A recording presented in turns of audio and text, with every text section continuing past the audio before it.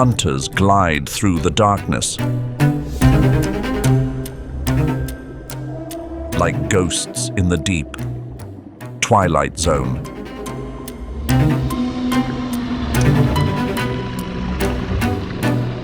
A place where light conceals instead of revealing. A place where migrations make the seafloor tremble.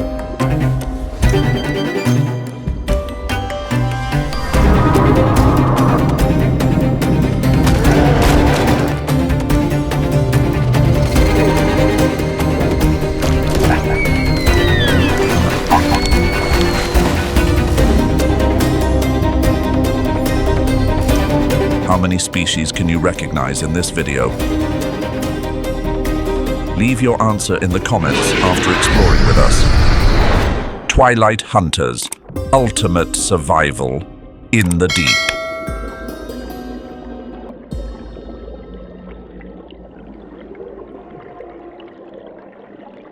When sharks learn to glow. Not all deep-sea sharks were born in the dark. A 2024 study titled Bioluminescence and Repeated Deep-Sea Colonization Shaped the Diversification and Body Size Evolution of Squaliform Sharks revealed the opposite.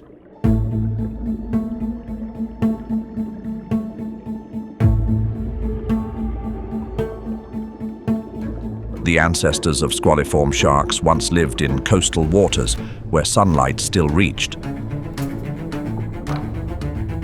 They did not originate in the deep ocean, as many earlier theories suggested. Squaliform sharks have migrated into the Twilight Zone at least 3 times throughout their evolutionary history. Each time, it was a matter of survival.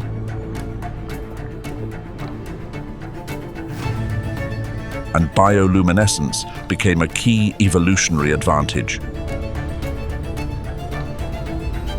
Species with photophores can camouflage, communicate, and attract mates. They've learned to produce light as a way to survive in the dark.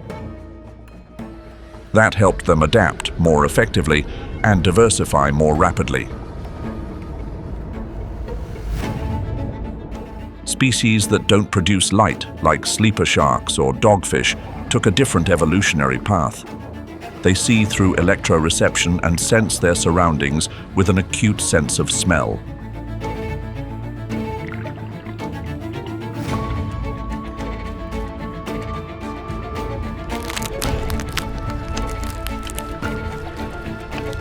An ultra-slow metabolism allows them to endure longer in the cold, deep waters.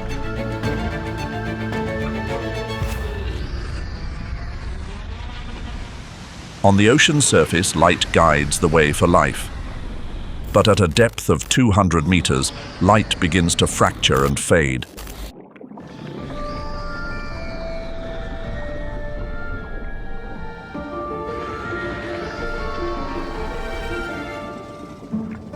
The ocean has not yet plunged into complete darkness. However, the faint glimmers that remain, less than 1% of what reaches the surface, are no longer enough for photosynthesis to take place. This is the beginning of the Twilight Zone, also known as the mesopelagic zone, a layer of water that bridges the radiant surface with the eternal deep, making up 20% of the global ocean's volume.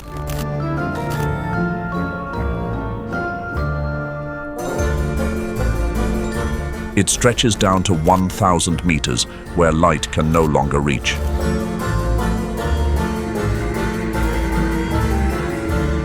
As light fades away, temperature shifts as well. From around 20 degrees Celsius near the surface, it drops to just 4 degrees Celsius near the bottom. In contrast, pressure keeps steadily rising. Every 10 meters, it increases by 1 atmosphere. And at the 1,000 meter mark, the pressure on a creature's body is more than 100 times greater than at the surface. Oxygen levels in the Twilight Zone resemble a multicolored mosaic. Some areas are rich, while others are depleted. At depths between 500 and 1,000 meters, an oxygen minimum zone forms in many regions. This is where oxygen reaches its lowest levels throughout the entire water column. Life here evolves in remarkable ways. With no light, creatures become their own source of illumination. With little oxygen and fading warmth, metabolism slows down. Limited nutrients give rise to some of the ocean's most unique hunting behaviors and migration patterns. The Twilight Zone is a vast, eerily silent layer of water, but hidden within it are migrations of astonishing scale, and slow, deliberate hunters driven by strategy. Only the species with the wisest survival tactics avoid being swallowed by the darkness here.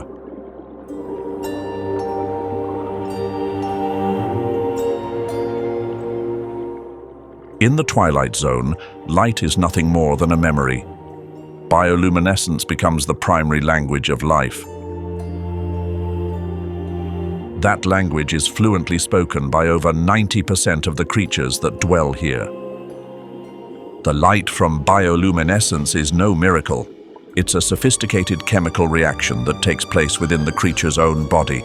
Everything begins when a luciferin molecule meets the enzyme luciferase. When oxygen enters the mix, the reaction unfolds. The energy produced doesn't generate heat, it transforms into light. Not all species can produce luciferin on their own. They seek out this remarkable molecule through their food, or they form symbiotic relationships with glowing bacteria. It's those millions of bacteria that generate light on behalf of the host species.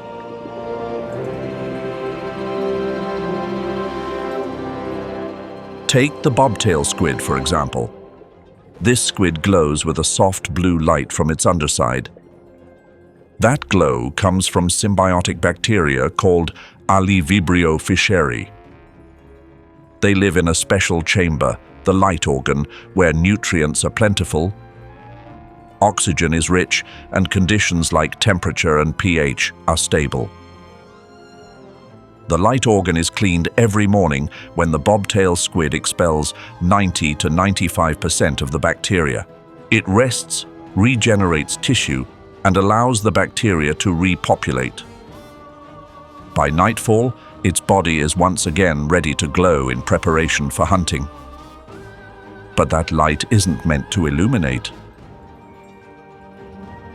On the contrary, it's how the bobtail squid hides from predators. The glow from its underside helps it blend into the faint traces of sunlight lingering in the deeper layers. Its shadow is softened. From below, the bobtail squid seems to vanish. This is counter-illumination,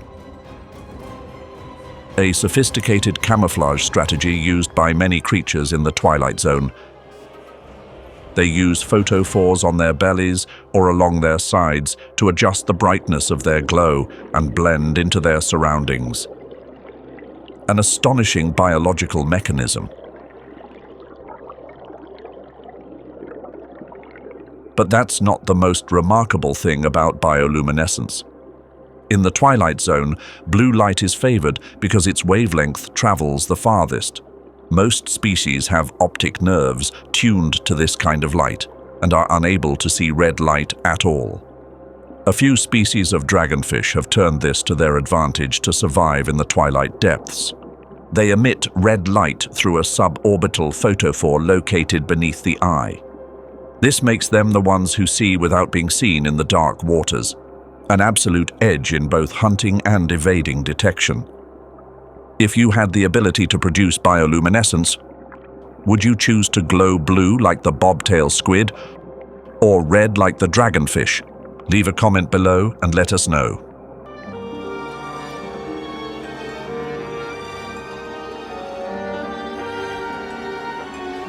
In the dim, shadowy darkness of the Twilight Zone, the power of sight is stripped away.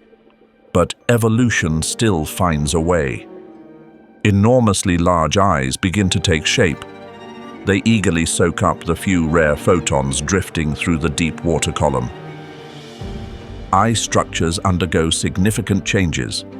Some species have tubular eyes, shaped to constantly gaze upward toward the faint light above.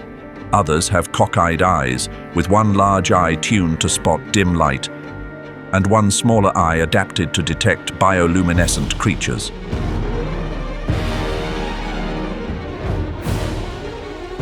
The jaw is another marvel of evolution. Dragonfish species develop a lower jaw that stretches up to 1/4 of their body length. The upper and lower jaws are not connected by skin, allowing their mouths to open to an extreme degree. Inside, large fangs interlock with smaller teeth, forming a net-like trap to hold prey firmly in place. A spine that remains unfused around the head area allows for greater flexibility during feeding. With each head tilt, the jaw can extend outward to catch prey without creating strong water pressure. The open structure of the jaw and throat cavity allows the fish to breathe while swallowing. This is especially helpful when consuming large prey that takes time to digest.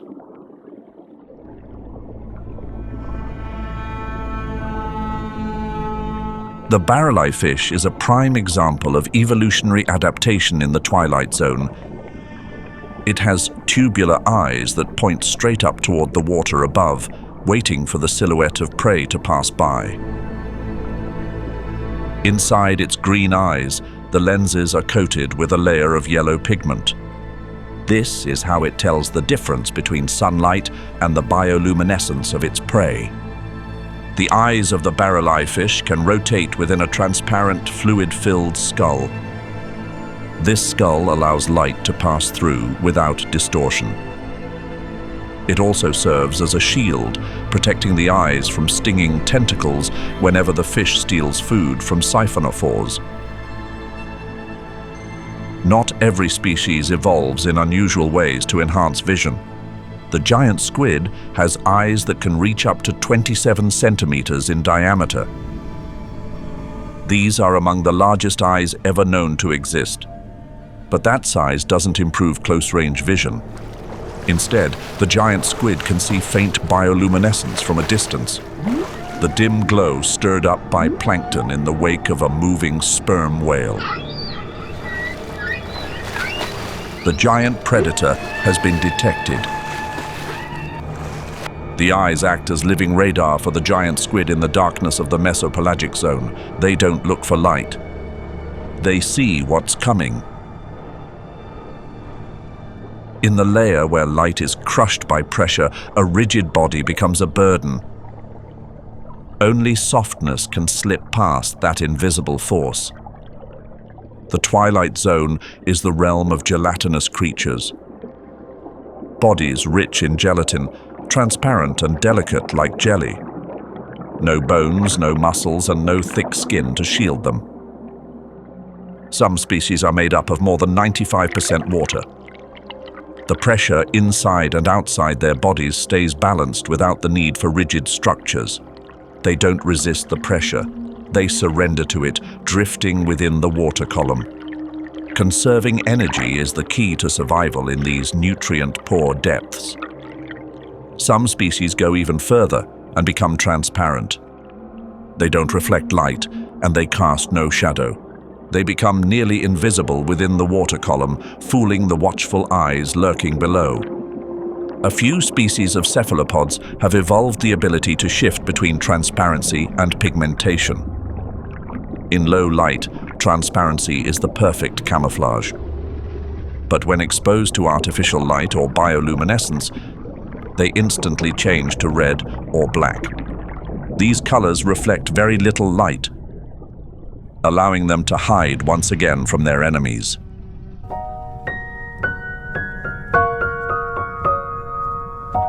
Red is the color that draws the strongest visual attention.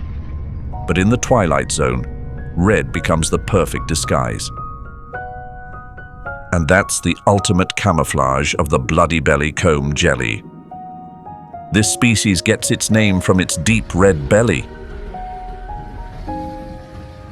At depths between 300 and 1,000 meters, red light is quickly absorbed. Anything red appears black and vanishes into the darkness. The bloody belly comb. Jelly uses this to hide its stomach while glowing prey is being digested inside. As it moves, this comb jelly sweeps shimmering rainbow colors across the dark sea floor. This isn't bioluminescence. It's an optical effect created by rows of cilia, tiny hair-like structures lining its body. In the Twilight Zone, many animals use dim blue light to hide. The bloody belly comb. Jelly, on the other hand, uses vibrant colors to become invisible. Unlike the bloody belly comb jelly, the body of the glass octopus appears wrapped in a layer of colorless glass. It's so transparent that its cylindrical eyes, optic nerves, and digestive tract are fully exposed. In the dark waters, with no seafloor beneath and no coral reefs to cling to, this octopus hides within the transparency of its own body. Living at depths from 300 to over 1,000 meters, the glass octopus is nearly invisible within the water column. It doesn't need ink sacs or color-changing skin like coastal squid species. In the Twilight Zone, camouflage through pigmentation is no longer effective. Predators like fish, large squid, or even whales detect their targets by silhouette alone. But the glass octopus casts no shadow at all. Its cylindrical eyes are flattened and angled straight upward, a specialized design to minimize shadows when light filters down from the surface. A transparent body seems to erase the very presence of the glass octopus. But that's exactly how it preserves its existence.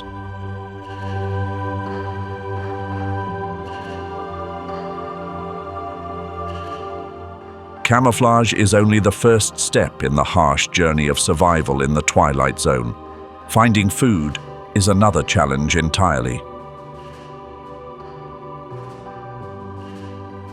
In waters low in nutrients and oxygen, survival demands even more advanced biological adaptations.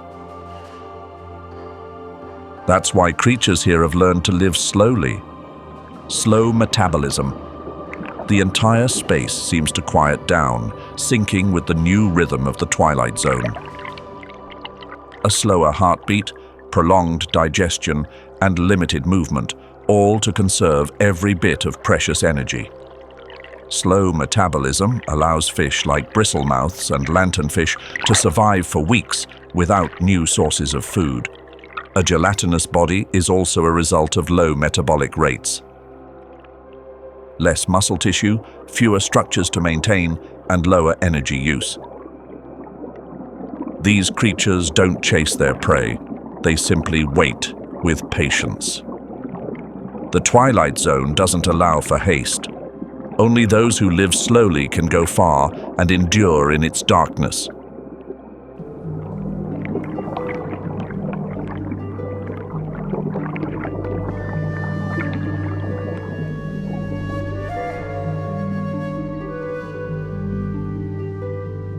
The vampire squid is one of them. It chooses to live in some of the harshest regions of the Twilight Zone.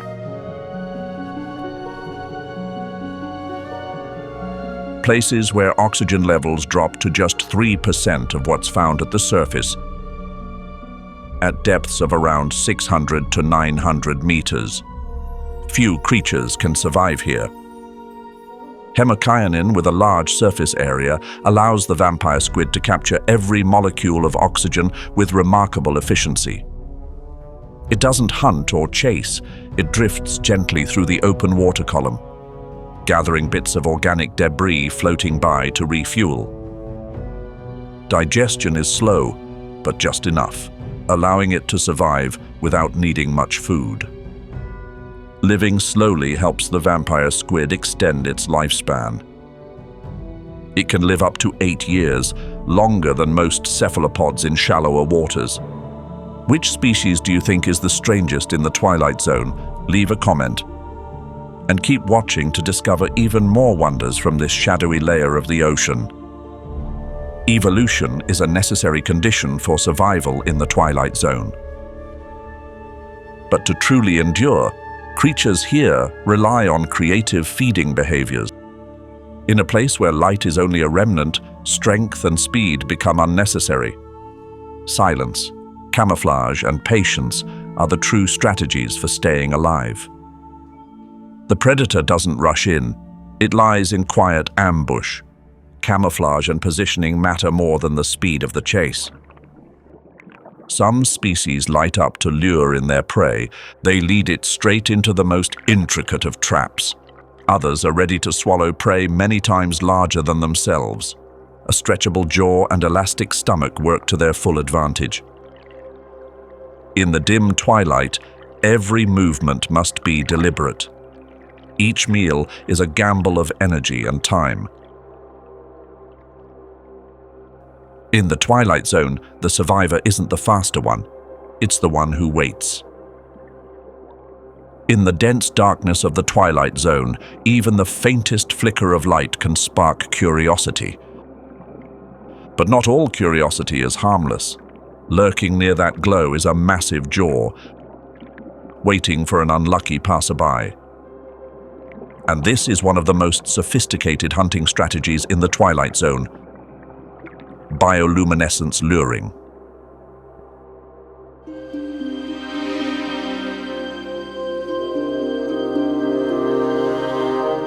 Take the deep-sea anglerfish.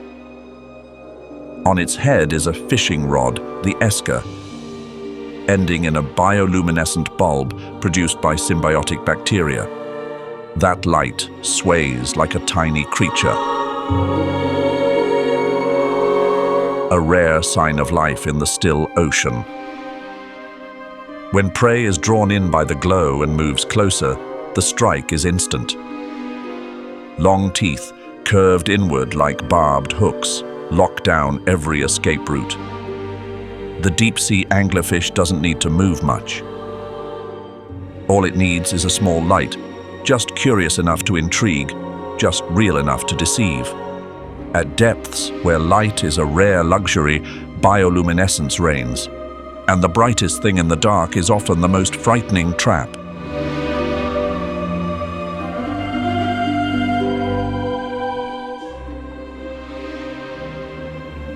The firefly squid doesn't have a glowing fishing rod like the deep-sea anglerfish. It sets its trap using its own arms. Its tiny body, less than 8 centimeters long, holds over 1,000 light-producing organs. The largest of these is located on arm 4, like a lantern controlled by its nervous system. When hunting, the firefly squid quietly extends its arm forward. Its light flashes on and off in a rhythm that mimics the movement of prey. As the target draws near, the squid lashes out with long, hook-lined tentacles to seize it. In this way, it commands the darkness with a light of its own. Not every creature that moves is a hunter. In the Twilight Zone, staying still can be an effective way to catch prey. When bioluminescence isn't an option, the hover and ambush predation strategy becomes the perfect alternative. Instead of gliding in search of prey, these hunters hover in the water column, holding their position at the most strategic spot. They use fins, air sacs, or lightweight body structures to stay nearly motionless. Then comes a sudden strike as prey drifts by, and just like that, the hunt is over. No need to chase. No energy wasted on circling prey. Every strike is the reward of patient waiting. Hover and ambush predation allows the hunter to conserve as much energy as possible for the long road of survival in the Twilight Zone.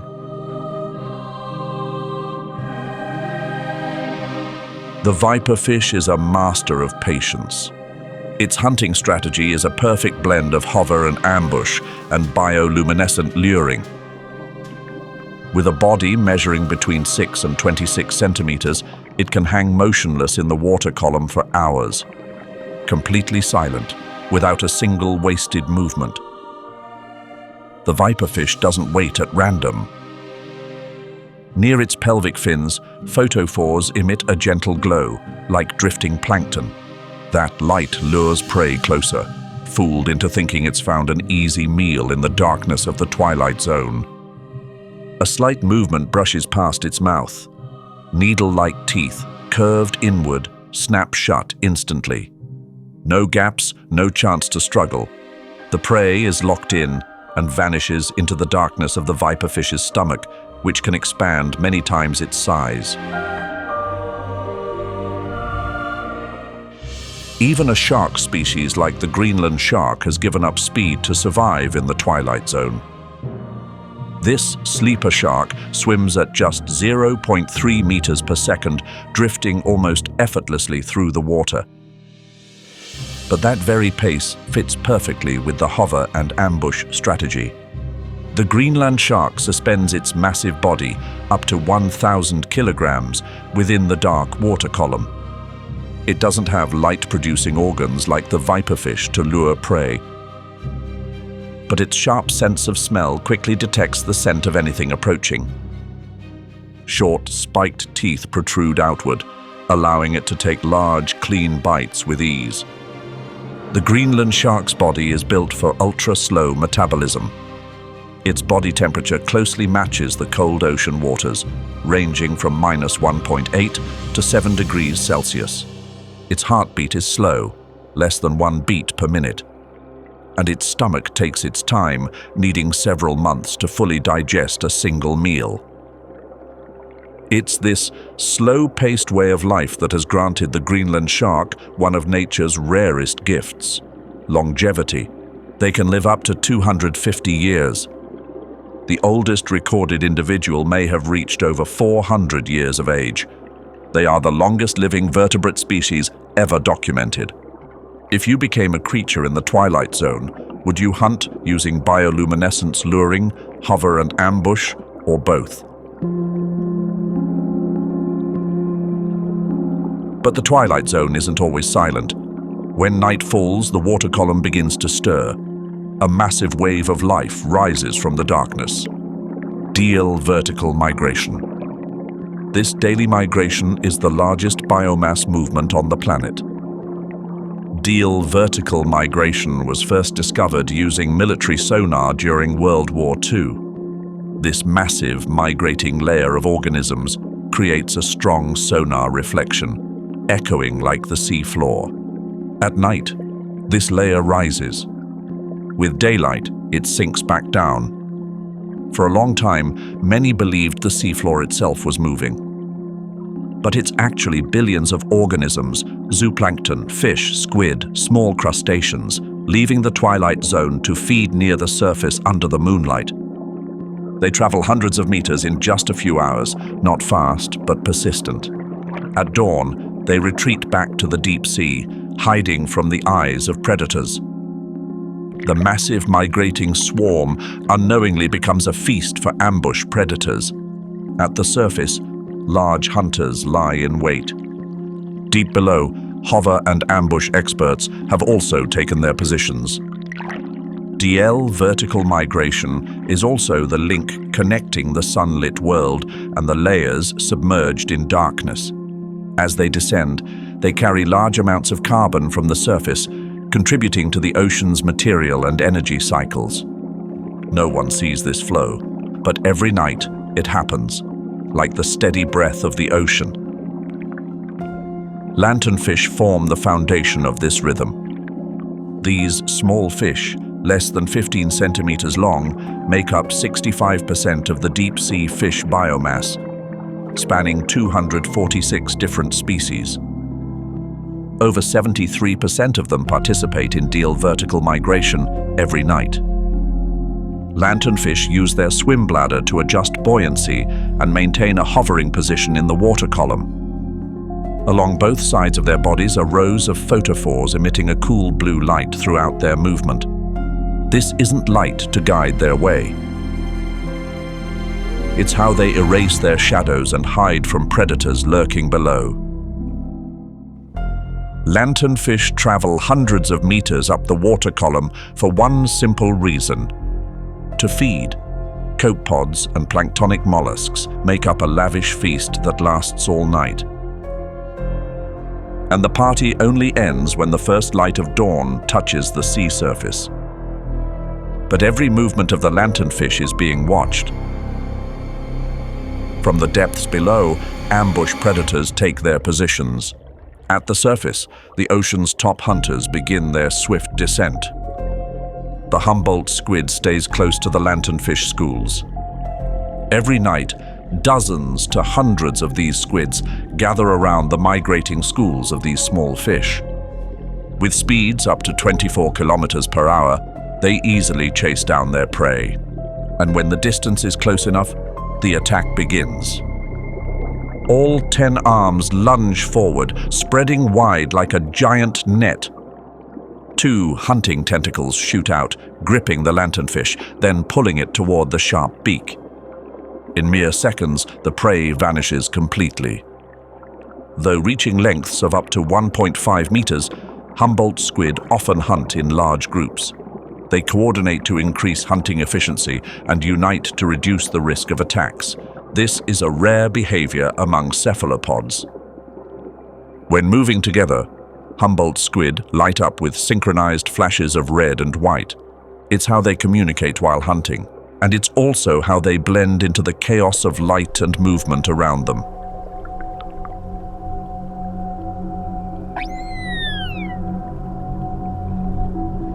The Humboldt squid has reason to be wary.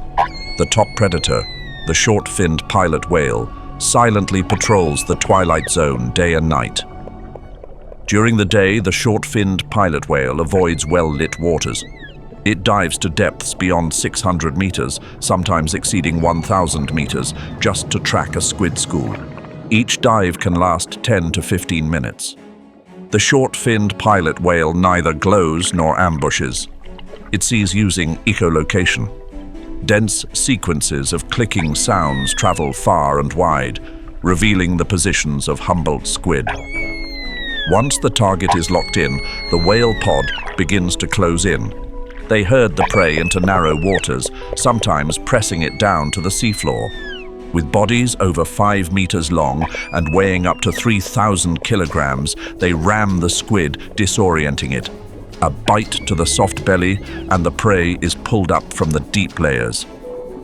At night, the short-finned pilot whale follows migrating schools of Humboldt squid and lanternfish toward the surface. Stragglers and those caught off guard become prime targets. Then come short bursts of speed, reaching up to 32 kilometers per hour and lasting over a minute. They charge their prey like the cheetahs of the deep ocean.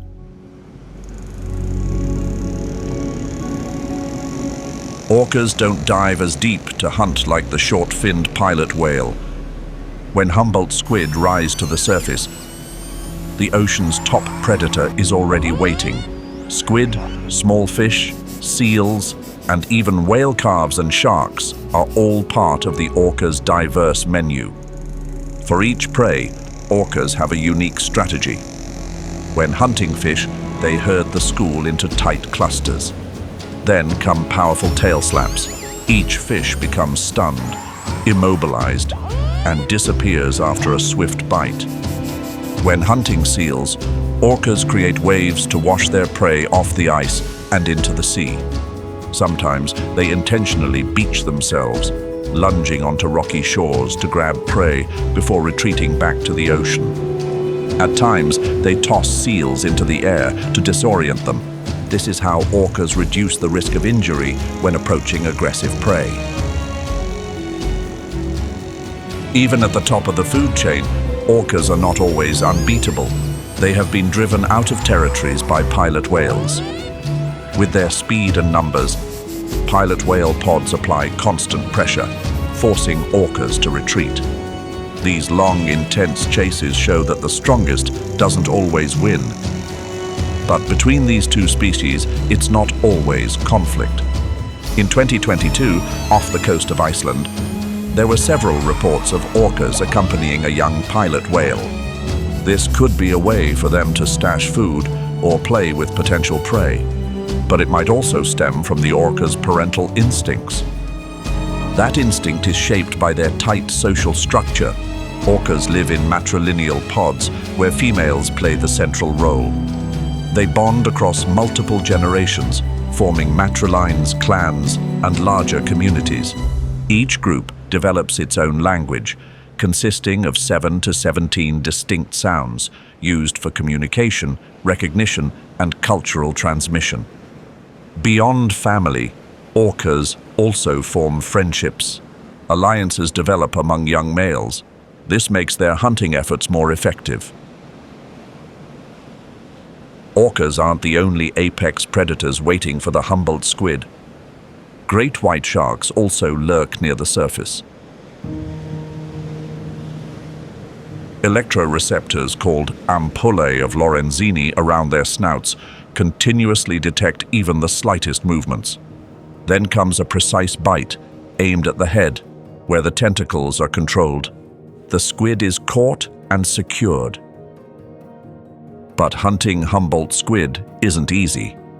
These giant squid can fight back fiercely. At this point, the great white shark backs off, observing carefully to find a different angle of attack. A real-time problem-solving behavior rarely seen in marine animals. During the day, when squid schools have retreated deep into the Twilight Zone, the great white shark shifts its focus. Seals, sea lions, sea turtles, as well as dolphins and whale calves all become potential prey. They approach from below against the light, then surge upward at speeds of 40 kilometers per hour. By the time the dorsal fin breaks the surface, it's too late for the prey to react. The jaws clamp down with a bite force of up to 18,000 newtons, ending the hunt in spectacular fashion. Contrary to the solitary image when hunting, great white sharks have complex social lives. They don't live in groups, but establish clear hierarchies when hunting in the same area. Larger individuals are given priority access to prey. They recognize one another and avoid unnecessary clashes. The social behavior and intelligence of great white sharks stem from their well-developed brains with large frontal lobes. They remember successful hunting locations and adjust their strategies after each failed attempt. In False Bay, South Africa, some sharks have been observed changing their attack angles after multiple unsuccessful attempts to catch seals. The strategy is honed through observation and experience, but the hunting instinct is present from birth. Great white sharks are ovoviviparous. The young develop inside the mother's womb, feeding on unfertilized eggs to survive. They are born after 11 to 18 months, measuring nearly 1.5 meters long, and immediately become independent predators. Orcas and great white sharks rarely compete for hunting grounds, but when these two apex predators cross paths, the entire ocean seems to hold its breath, and only one emerges victorious. Along the coasts of South Africa, the orca pair known as Port and Starboard have become a new menace to great white sharks. They have hunted at least 8 sharks in False Bay and Mossel Bay. These killer whales target the nutrient-rich liver. It's a valuable energy source that helps them endure long migration journeys. In June 2023, Starboard took only 2 minutes to take down a great white measuring 2.5 meters long and weighing nearly 100 kilograms. It bit directly into the left pectoral fin, flipping the large prey onto its back and triggering tonic immobility, an immediate state of paralysis. It targeted the nutrient-rich liver instantly. Within moments, the vital energy source was consumed, and the remains slowly sank into the depths.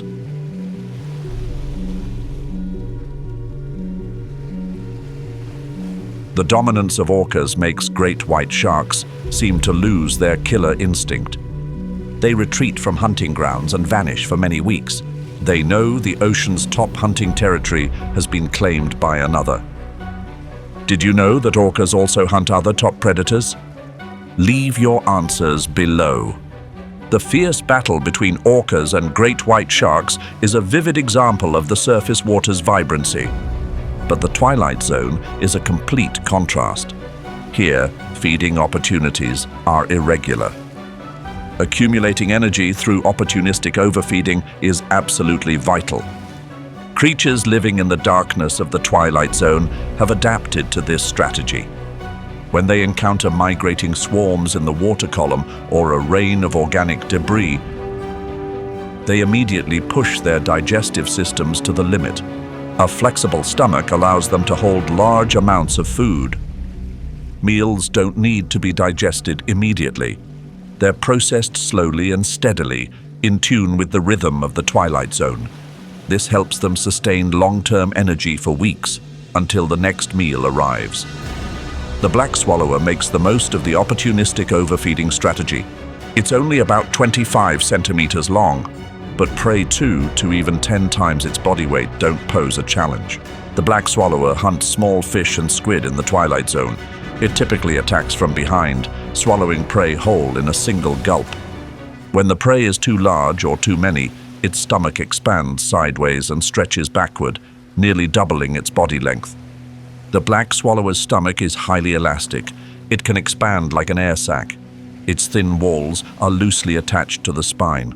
Once the prey is swallowed, the stomach balloons, occupying the abdominal cavity and compressing other internal organs. However, this food storage behavior is a double-edged sword. Slow digestion causes the prey to decompose and produce gas inside the black swallower. The stomach inflates and bursts, ending any chance of another meal. A costly price to pay for survival in the Twilight Zone. Like the black swallower, the gulper eel is also a master of opportunistic overfeeding in the Twilight Zone. It measures about 1 meter long, with a lower jaw that can expand to nearly 1/4 of its total body length.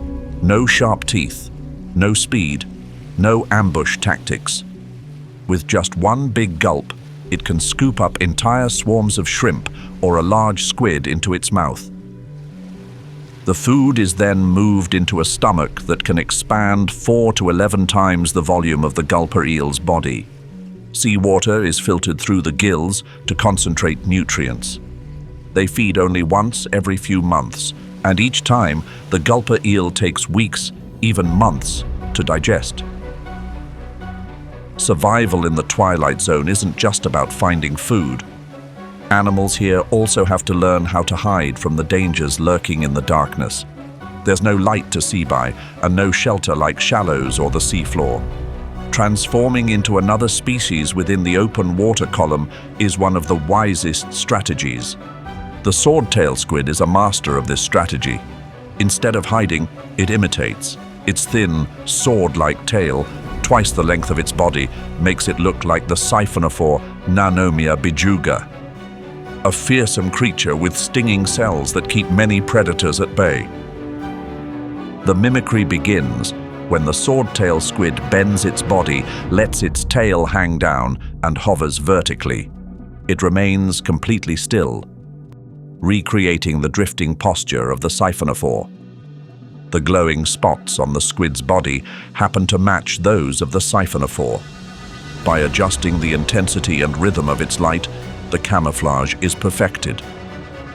Still, the act doesn't last long.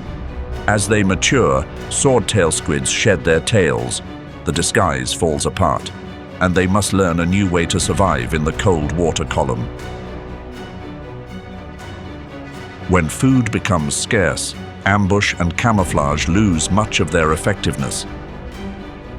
Yet life in the Twilight Zone continues thanks to the snowstorms from the surface layer. Marine snow. These are tiny organic particles, less than 1 millimeter, drifting densely in the water. They come from plankton carcasses, fish waste, algae shells, and microbial mucus, sinking to the seafloor at speeds of 100 to 200 meters per day. Each year, 6 to 8 gigatons of carbon are transported from the surface to the ocean floor. Marine snow becomes a core part of the biological carbon pump. Alongside marine snow, the deep ocean floor also receives nutrients from whales. Whale fall. These majestic descents occur only when whales pass away. Whale carcasses slowly sink to the seafloor. They bring immense energy to nutrient-poor layers. This energy equals 1,000 to 2,000 years' worth of marine snow. Bodies tens of meters long supply enough carbon and organic matter to sustain an entire ecosystem. 4. Divers from the Sunlit Zone. The Twilight Zone is a world of uniquely evolved creatures and cold light. Yet, this layer often welcomes visitors from the surface zone, predators with astonishing diving abilities. They dive into the dark waters in search of prey. They hunt small fish, giant squid, and everything hiding in the shadows. And some even pass through the Twilight Zone to reach the deeper layers of the ocean. They don't reside in the Twilight Zone. They don't glow, nor do they have transparent bodies or expandable stomachs for food storage. They plunge into this layer like raiders from another world. The sperm whale is a frequent visitor to the Twilight Zone. It regularly operates at depths between 300 and 800 meters. Giant squid, deep-sea octopus, Humboldt squid, all are targets of this massive whale. After millions of years of evolution, the sperm whale's body, reaching up to 20 meters long, has been optimized for dives lasting up to 90 minutes. It actively slows its heart rate to below 10 beats per minute. Its massive lungs collapse to avoid being crushed by high pressure. All blood is directed to vital organs, the brain, muscles, and heart. The sperm whale's brain weighs up to 8 kilograms, making up about 1/3 of its body mass. Inside its structure is a cavity containing nearly 2,000 liters of spermaceti oil. This structure is believed to help regulate buoyancy during dives. In the darkness, the sperm whale perceives its environment through echolocation. It produces the loudest sounds in the world, reaching up to 230 decibels underwater. A map is drawn from the returning sound signals. The positions of prey gradually become clear. Some sperm whales have reached depths beyond 2,250 meters. They pass through the Twilight Zone, diving straight into the bathypelagic zone to hunt colossal squid. No one has witnessed the battles between these two legendary ocean giants. But the round scars covering the whales' bodies, the remnants of tentacles lined with hooks, serve as living proof. They tell tales of epic fights in places where light cannot reach. Not diving as deep as the sperm whale, the blue shark follows the vertical migration. By day, it dives about 600 meters to chase prey retreating into the Twilight Zone. At night, it slowly trails the migrating lanternfish schools. Darkness doesn't hinder the blue shark. Its lateral line system along the body detects every movement in the water. It can sense diluted blood at concentrations as low as 1 part per million, thanks to its keen sense of smell. The blue shark patrols the water column at speeds of just 1.4 to 2.5 kilometers per hour. But when it detects a school of lanternfish, it immediately accelerates, reaching speeds up to 70 kilometers per hour. Its slender, 3-meter-long body minimizes resistance, allowing it to surge swiftly through the water. Passing through the school, it suddenly twists and begins snapping at prey. Long, narrow pectoral fins help this shark maintain precision during rapid acceleration and sharp turns. Sometimes, blue sharks hunt in groups near the surface. They move quietly at depths of around 30 meters. When they spot schools of small fish, squid, or octopus, they work together to create panic and herd the prey into bait balls. Then, individual sharks take turns rushing in to pick off the prey. Though not the ruler of the deep seafloor, the blue shark remains a silent nightmare throughout the water column. From the Twilight Zone to the surface layer, no prey is truly safe from their stalking skills and sudden bursts of speed.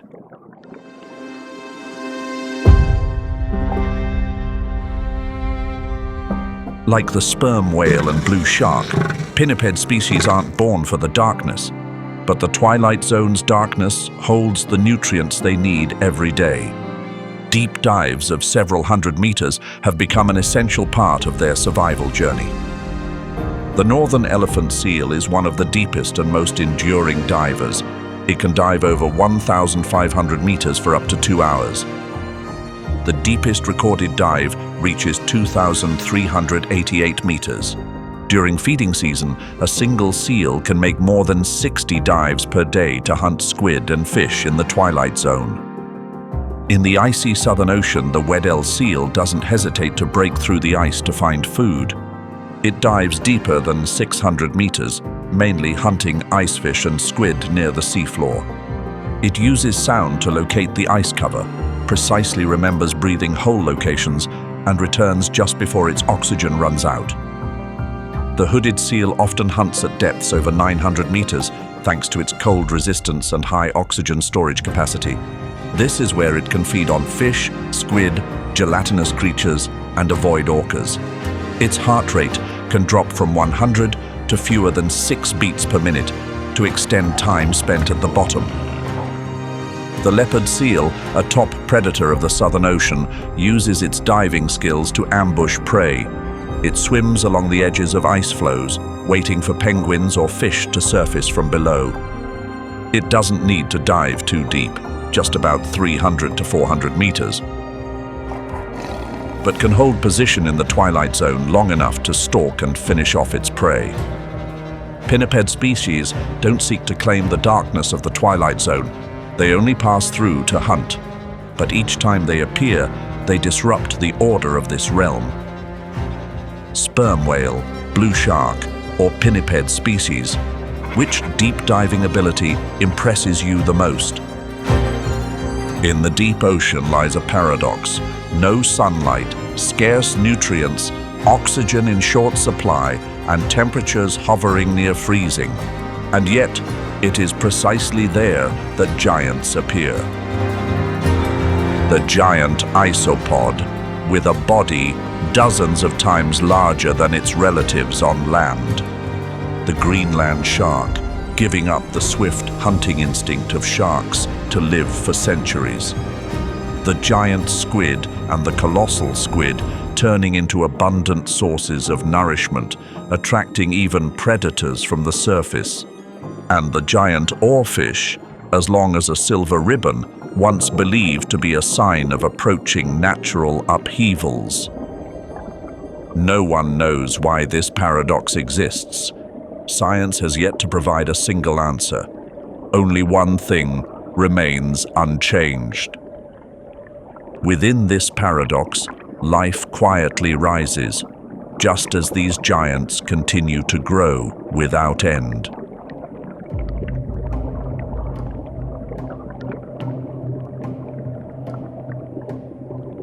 This paradox is known as deep-sea gigantism.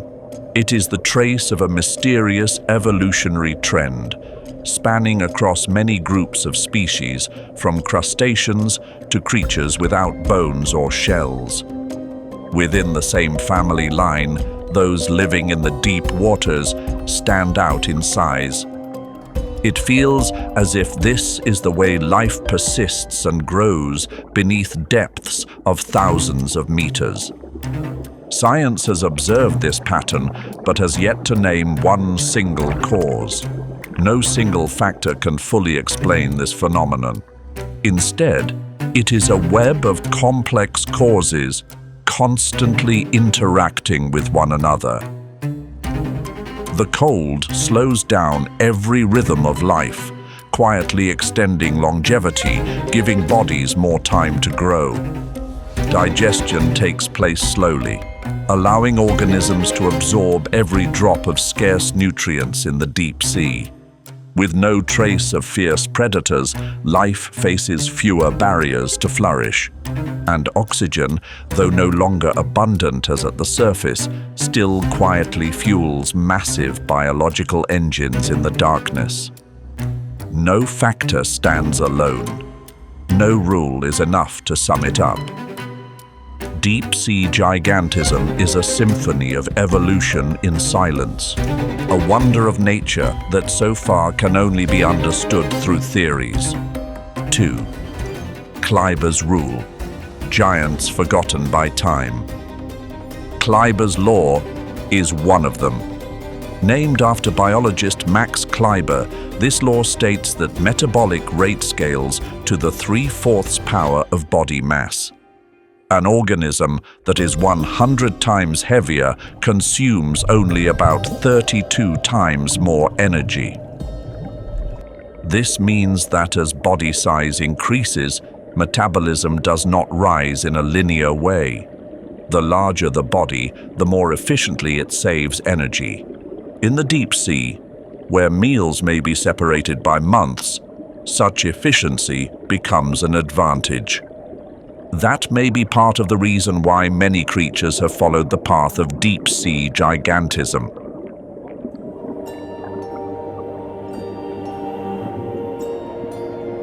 The giant isopod is the clearest example of this phenomenon. They are scattered across the Indo-Pacific to the West Atlantic Ocean, at depths from 310 to 2,140 meters. Their bodies can grow over 50 centimeters long, a remarkable size compared to most of their isopod relatives, which measure only a few millimeters. The giant isopod has an astonishingly slow metabolic rate. Each hour, it consumes only 20 to 40 milligrams of oxygen per kilogram of body weight. This is extremely low compared to animals of similar size living in shallower, warmer waters. It is their way of conserving energy to endure in the suffocating depths. The body of the giant isopod is also a masterpiece of evolution, finely adapted to the seafloor. Its hard, flattened shell serves as a protective armor against immense pressure and rivals. Its enormous compound eyes, equipped with a tapetum lucidum that reflects light behind the retina, allow it to see through the eternal darkness. Two pairs of antennae act like living sensors, never missing a distant source of food, whether the remains of other creatures or tiny organic fragments drifting down from above.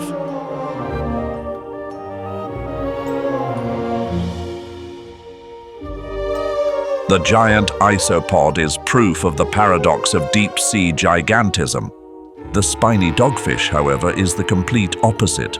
They are among the smallest sharks in the world. Their bodies rarely grow beyond 1.5 meters. The spiny dogfish clings to the seafloor to survive. They usually dwell at depths of 50 to 149 meters, sometimes reaching as deep as 700 meters.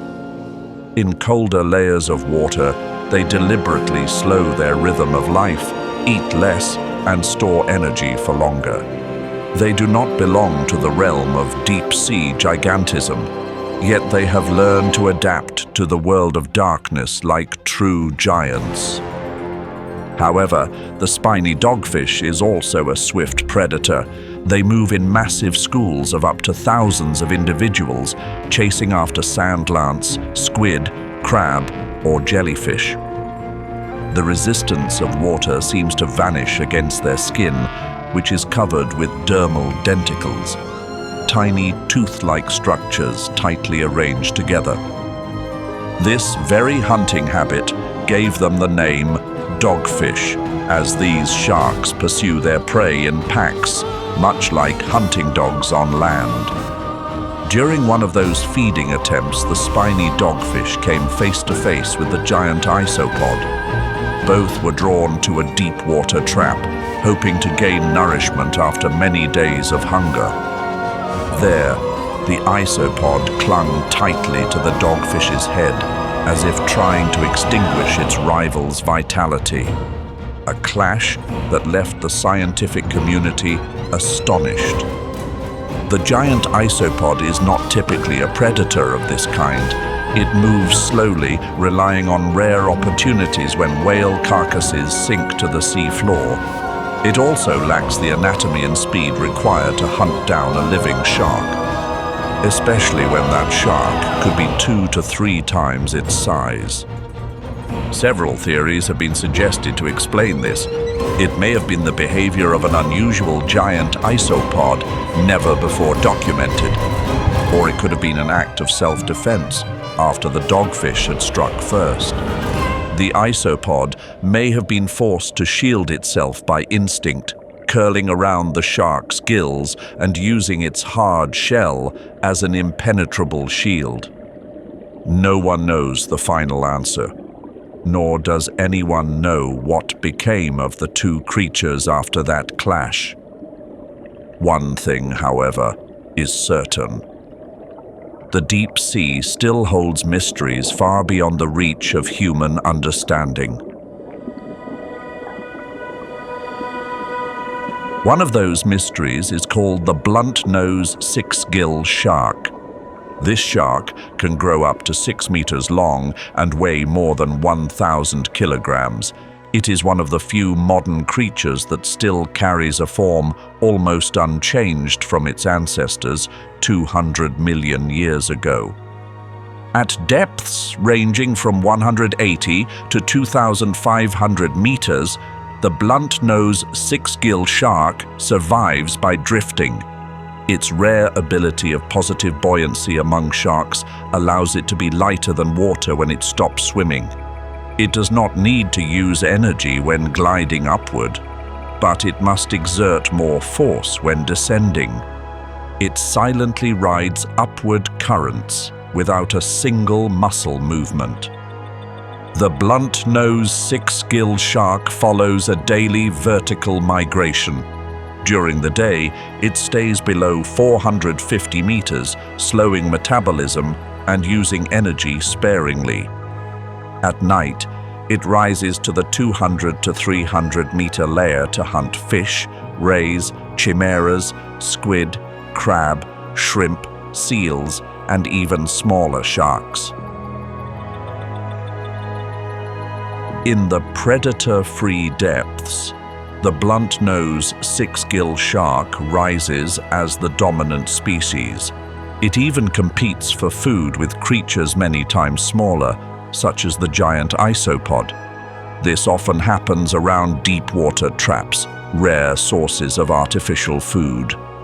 The giant isopods quietly gather there. They act true to their nature as opportunistic scavengers, calmly feasting on nourishment that drifts down from above. But then, a blunt-nose six-gill shark measuring 3.6 meters appears. With a gentle nudge of its snout, it pushes the isopods aside and claims the entire meal.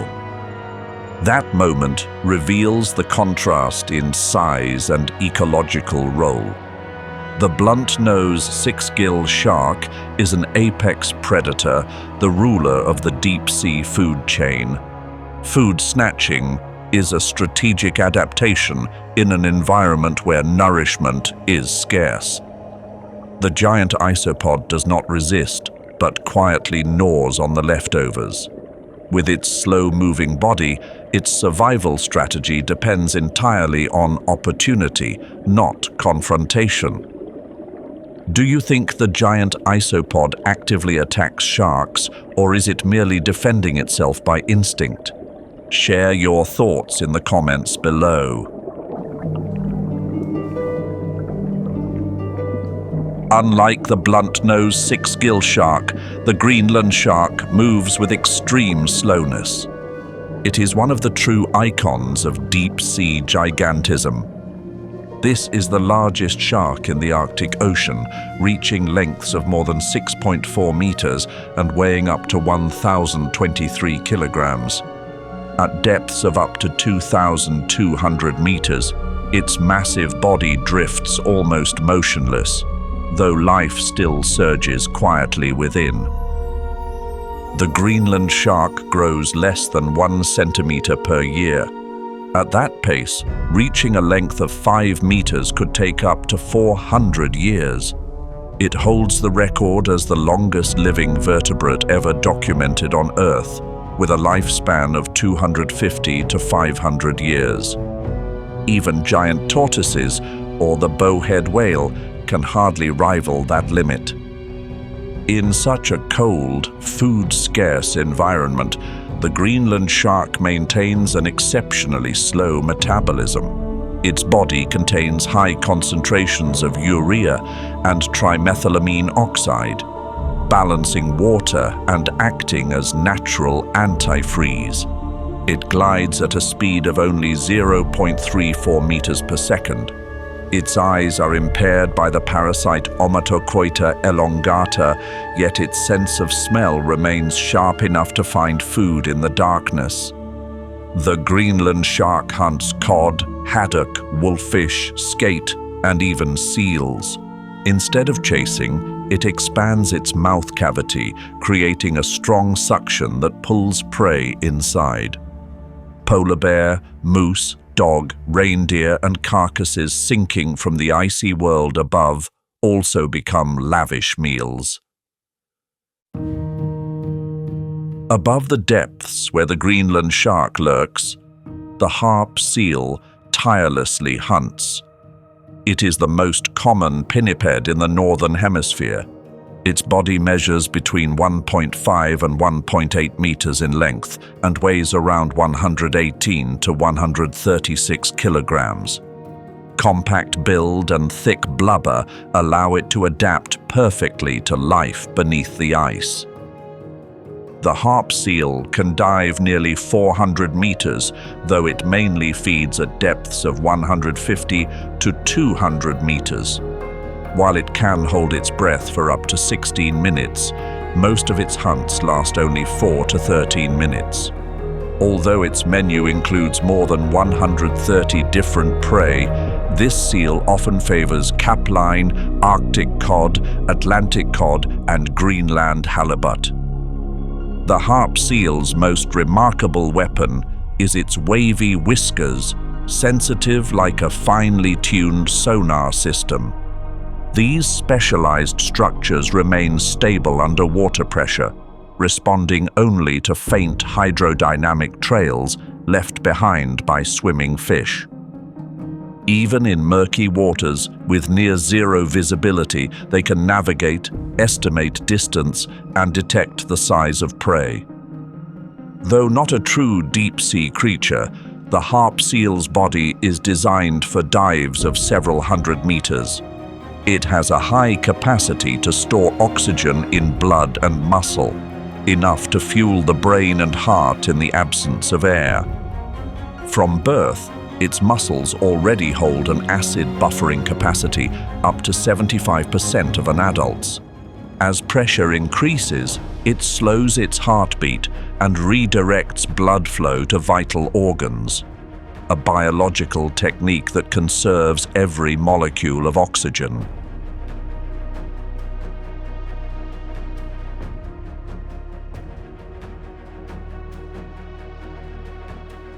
The diving ability of the harp seal brings it to abundant sources of prey, but also places it close to its predator, the Greenland shark. The 2014 study, Distribution and Feeding Ecology of the Greenland Shark in Greenland Waters, showed that harp seals make up about 9.9% of this shark's diet. Earlier, in 2019, 2 intact seals weighing 14 and 19 kilograms were found in the stomach of a Greenland shark measuring 4.7 meters long. For such a slow-moving species as the Greenland shark, chasing harp seals is nearly impossible. They can only take advantage of moments when the seals are asleep. Unlike cetaceans, the harp seal sleeps fully, even while diving underwater to avoid predators such as polar bears. And in that unguarded moment, When the seal is no longer aware of its surroundings, the Greenland shark quietly approaches and delivers an unexpected strike. The appearance of circular bite marks on many free-ranging marine mammals further supports this hunting theory. These wounds match perfectly with the jaws of the Greenland shark. The bites are slow, but deep and decisive, from the giant of the frozen sea.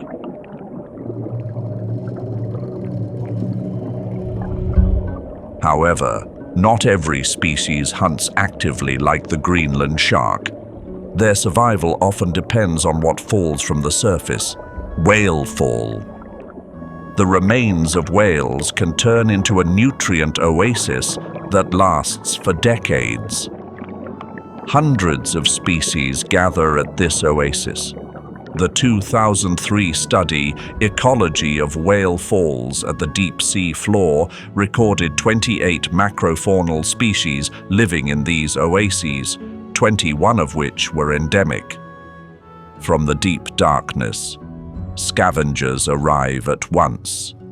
Hagfish slither across the muddy seafloor, while sleeper sharks silently approach. Each day they consume 40 to 60 kilograms of whale flesh.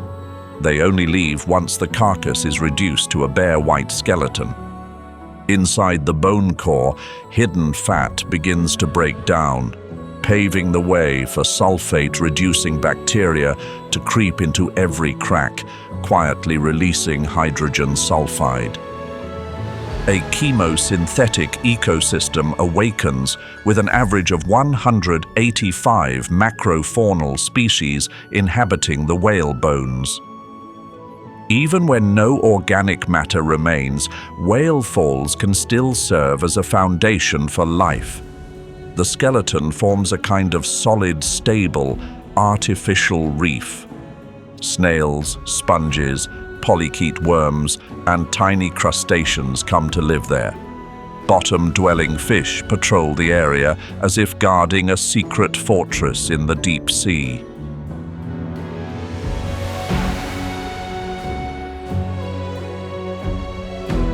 The Pacific sleeper shark never misses the rare chance of a whale fall. This precious energy source allows them to grow up to 7 meters long and nearly 900 kilograms in weight. With such motionless meals, there is no need for haste. At just 0.25 meters per second, they glide slowly through depths beyond 2,200 meters, ranging from the Arctic Ocean to the Pacific Ocean. Unlike the hagfish that burrows in, the Pacific sleeper shark tears off large chunks of whale flesh. Thick meat is no obstacle for its hooked teeth. Upper teeth sharp like spines and lower teeth split and serrated. A whale fall experiment at Hainan Island in 2025 recorded an astonishing sight. 8 sleeper sharks lined up in order, waiting their turn to feed instead of wasting energy in competition. Their slowness also extends to growth. It takes decades for the Pacific sleeper shark to reach reproductive age. Each litter brings only 5 to 20 pups into the world, and a new generation continues the quiet rhythm of these giants in the deep ocean.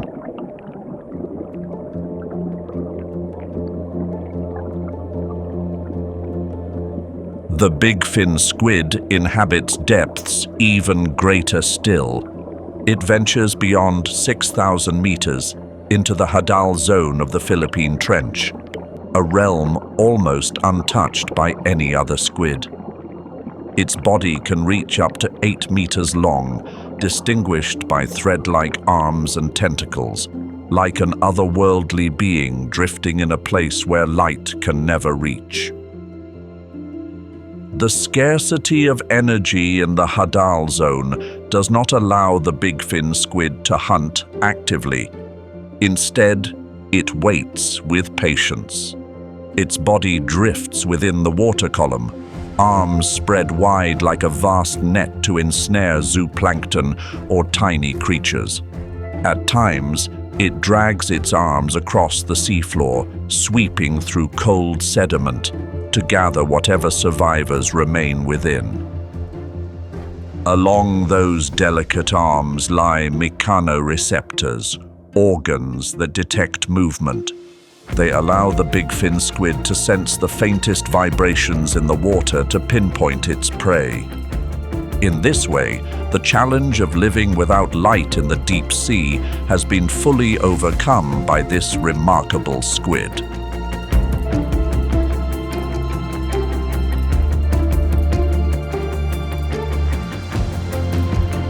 The Hadal Zone is also home to the extraordinary survival journey of the supergiant amphipod.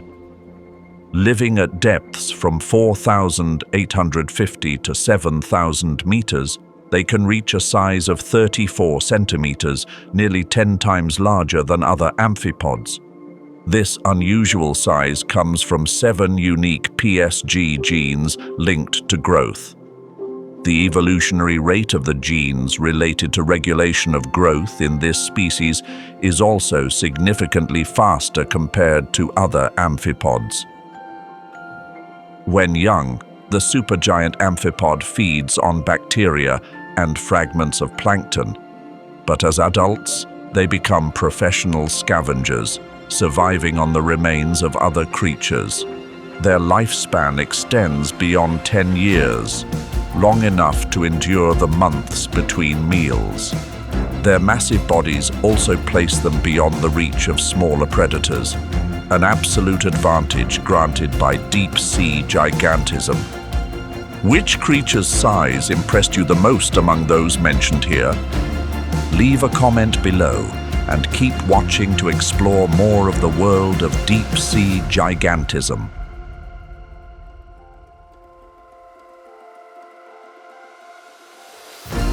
However, metabolic rate is not the only cause behind this phenomenon.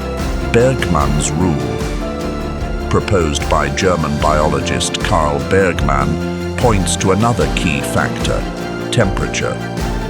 Within the same group of animals, those living in colder regions tend to be larger. This applies not only across different species, but also within populations of the same species. The basis of Bergmann's rule lies in the relationship between surface area and body volume. The larger the body, the smaller the surface area per unit of volume. This allows for more efficient heat retention to survive in cold environments. On the other hand, in warmer places, smaller bodies help dissipate heat more effectively, limiting heat absorption and saving energy to maintain body temperature. Bergmann's rule fits like a perfect piece in the puzzle of deep-sea gigantism.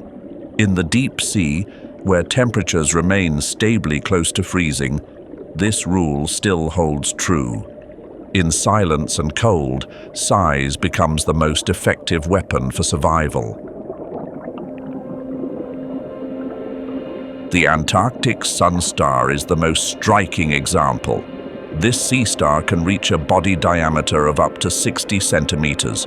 With 40 to 45 slender arms stretching wide, it can cover a portion of the icy seafloor of the Southern Ocean. Along each arm runs a line of pedicelaria, tiny jaw-like organs capable of gripping and holding prey when needed.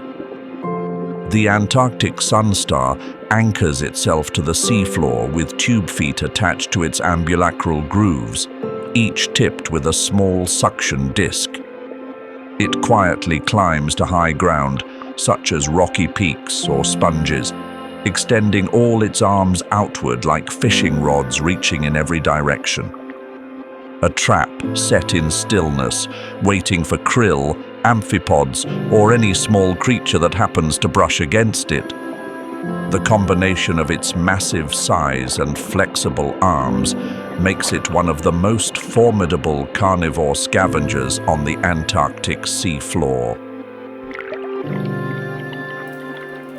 The giant sea spider also patrols the seafloor with legs stretching up to 51 centimeters. Though found in oceans worldwide, it reaches extraordinary size only in the southernmost regions of Earth. At depths of 2,200 to 4,000 meters, this creature claims its hunting grounds. It uses a long tubular proboscis to pierce soft tissue and draw nourishment from sea anemones, hydroids, jellies, and other invertebrates. The long legs of the giant sea spider make up most of its body. It has no lungs, and respiration takes place through its porous, highly permeable skin. Because its legs are so long and its body so small, the surface area to volume ratio is high, allowing oxygen exchange through the skin to be highly efficient. This seemingly unusual evolutionary trait gives it crucial advantages in one of the harshest environments of the ocean. But that advantage sometimes fails against the Antarctic sun star.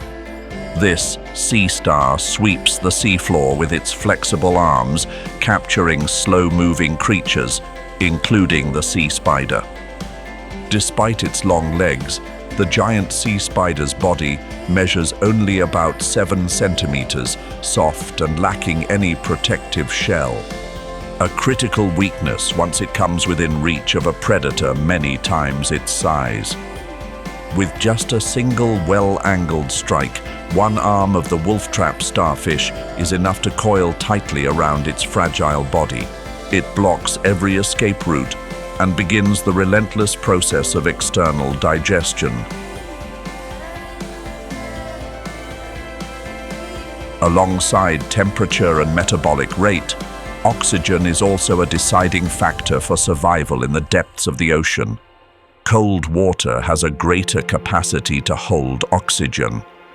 And this may very well be an entirely new biological boundary, one that gives rise to outsized creatures. As environmental temperature decreases, the oxygen demand of organisms also falls. The ratio between oxygen supply and consumption rises significantly, creating ideal conditions to support larger bodies. Combined with slower metabolic rates, organisms can conserve energy more efficiently. Massive biological structures can be sustained without excessive metabolic costs. Slow development in such a harsh environment also comes with extended lifespans. This, in turn, provides more time for creatures to reach extraordinary sizes. The relationship between oxygen and temperature may be one of the key pieces in solving the puzzle of deep-sea gigantism.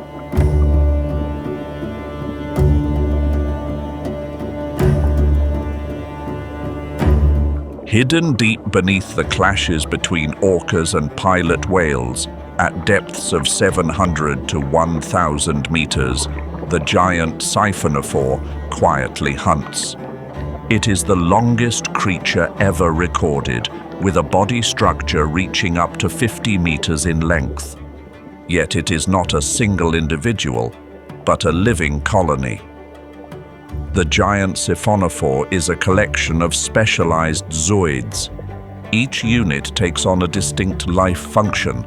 Some are responsible for movement, others for capturing prey, reproduction, or buoyancy control. All work in perfect symbiosis, operating as one body, organized through a finely tuned division of biological labor. In the food-scarce world of the deep sea, this model becomes an energy-optimizing solution.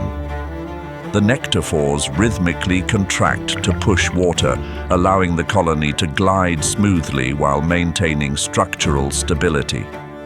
Its long, slender body remains remarkably resilient, soft and transparent, It withstands intense pressure while staying hidden from the eyes of predators. The giant siphonophore hunts with long tentacles armed with stinging nematocyst cells. In the darkness of the water column, it relies on bioluminescence to draw in plankton and fish larvae. A delicate trap of light enables it to endure in the nutrient-poor depths.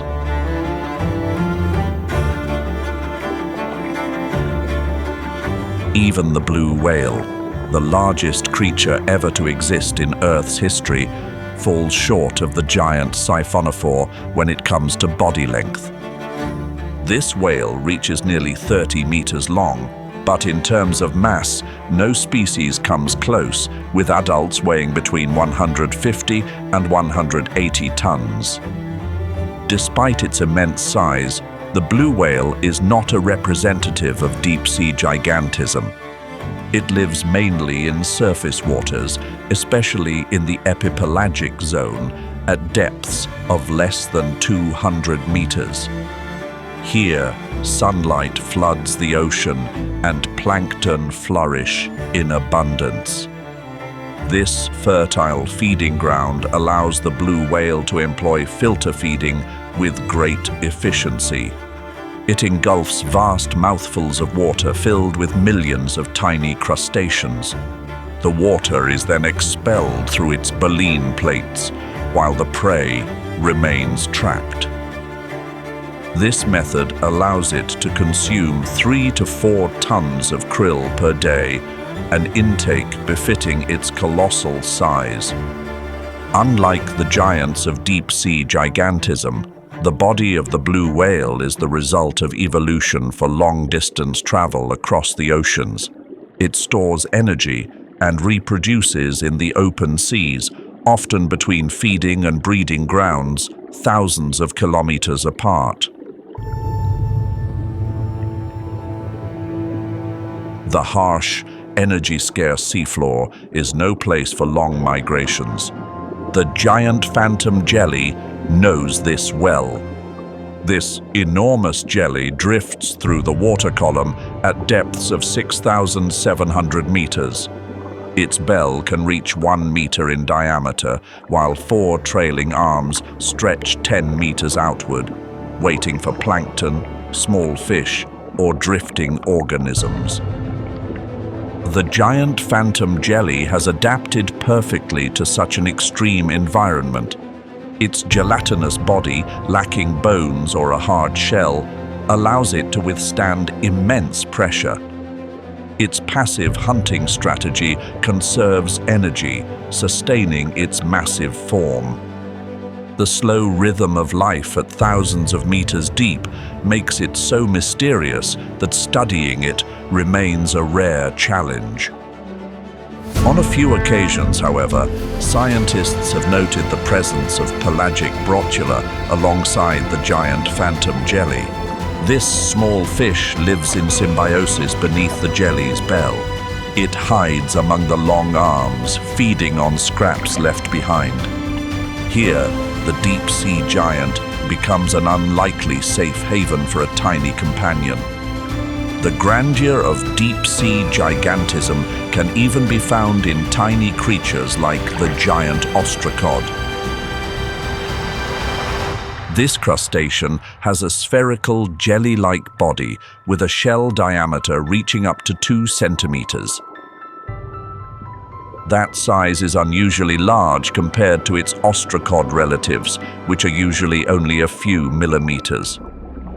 The giant ostracod lives mostly at depths of 1,000 to 1,500 meters. Its mirror eyes take up much of its body, allowing it to detect the faintest bioluminescent glimmers from prey.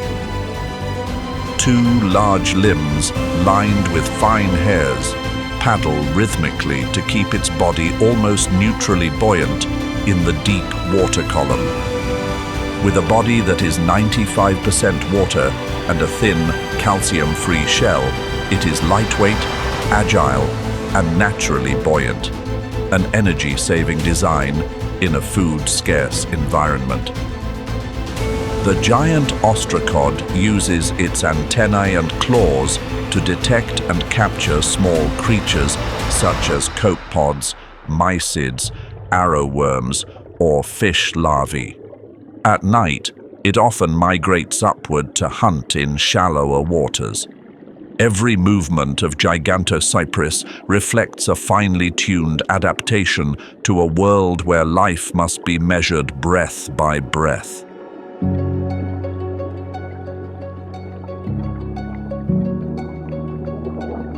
The giant ostracod sustains the deep-sea squid, and the Cuvier's beaked whale waits for that very chance, the deepest diving marine mammal in the world. Some individuals have reached depths of 2,992 meters, with dives lasting up to 222 minutes. Like many whales, the hunting strategy of the Cuvier's beaked whale revolves around two elements: precise echolocation and suction feeding, drawing prey in through negative pressure within the mouth cavity. Echolocation becomes its primary sense in the darkness. The Cuvier's beaked whale emits sound waves from its melon, a fat-rich organ on its forehead, to locate prey hidden in the deep water column. After descending several hundred meters, it begins sending out continuous signals to scan the surrounding space. When closing in on squid or fish, it expands its jaws and throat grooves to generate suction, pulling the prey straight into its mouth. This method is especially effective for catching soft-bodied squid that move slowly in waters below 1,000 meters. The Cuvier's beaked whale often sticks to familiar hunting grounds. They return to areas with complex seafloor terrain where squid are more abundant, maximizing the success of each dive. In these territories, a single deep dive can provide enough energy for an entire day. After each dive to the depths, they usually perform shallower dives, perhaps as a way to recover and rebalance oxygen levels. But the Mariana snailfish has no chance for such shallow dives. It has adapted to the absolute darkness of the Mariana Trench over the past 10 million years. This is the deepest living fish known, thriving at depths beyond 8,000 meters. No large predator has ever managed such a feat.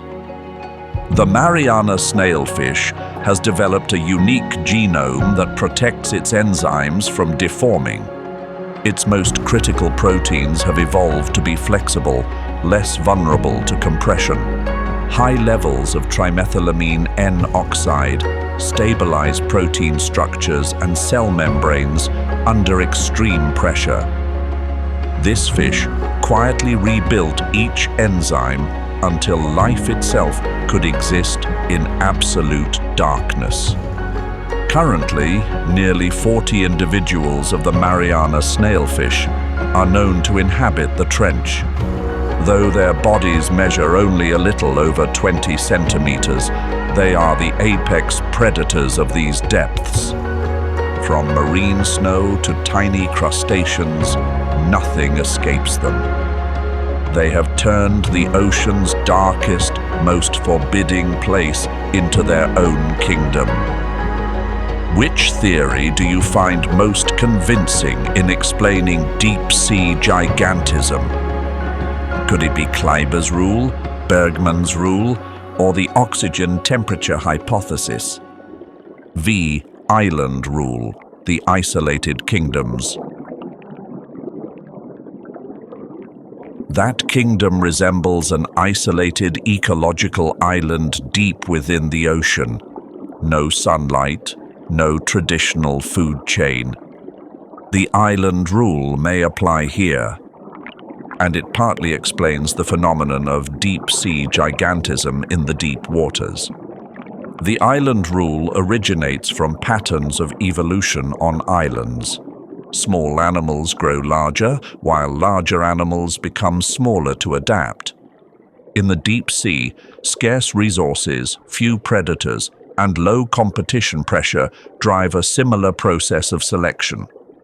The absence of primary production due to lack of sunlight means all energy depends on marine snow drifting down from above. In such conditions, larger bodies allow creatures to store energy, live more slowly, and reach farther in search of food.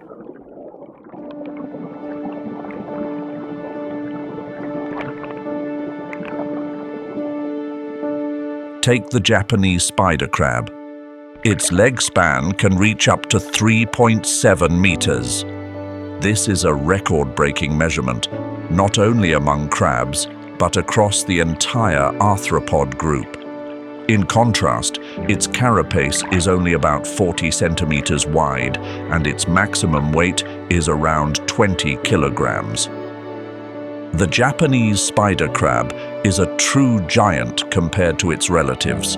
The European spider crab, or the great spider crab of Australia, have leg spans ranging only from a few dozen centimeters to nearly 1 meter. At depths of 200 to 300 meters, this unusual body structure allows it to extend far while foraging for carrion or algae without moving much. As a result, energy is not wasted and can instead be focused on other survival functions.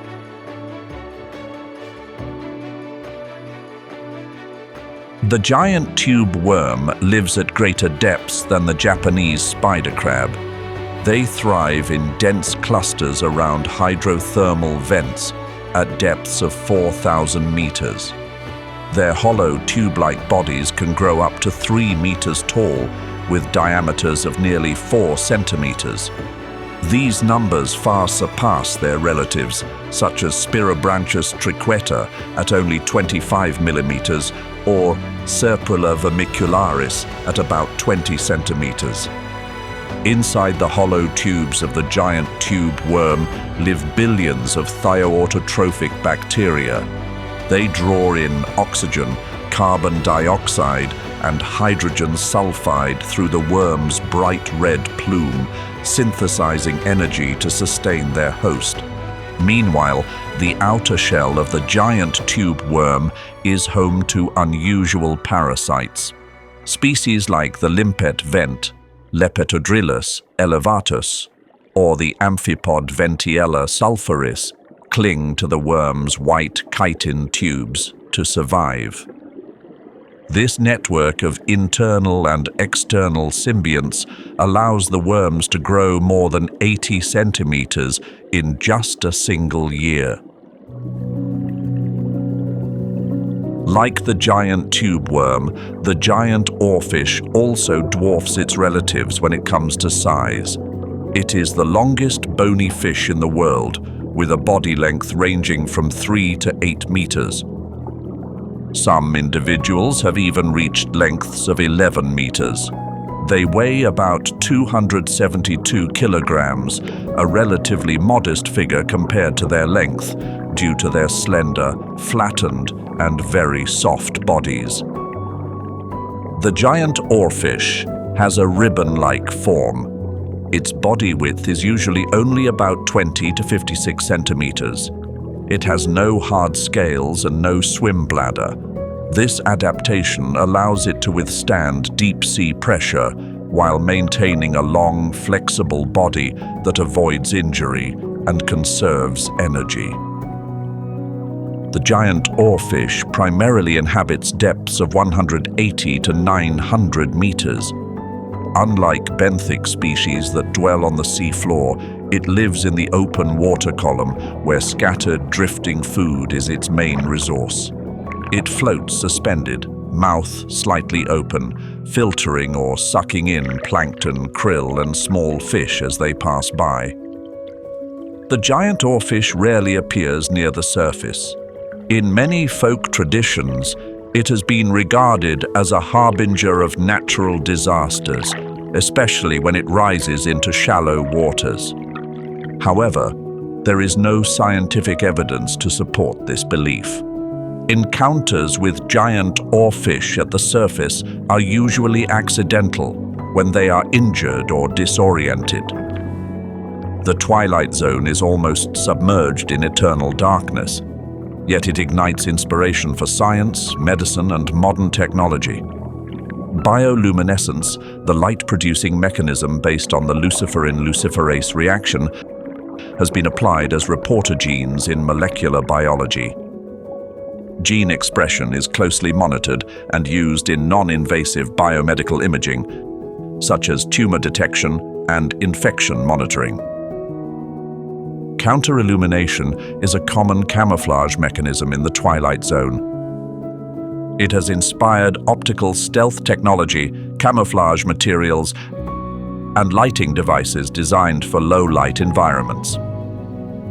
In addition, lanternfish are being studied as a large-scale source of omega-3, with a biomass reaching 550 to 660 million tons.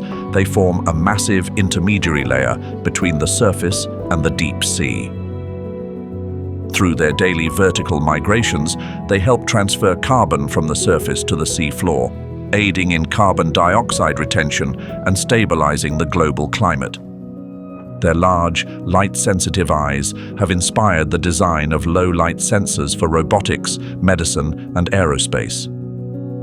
Natural light is extinguished in the Twilight Zone, but humanity's light for the future is just beginning to spark in these waters.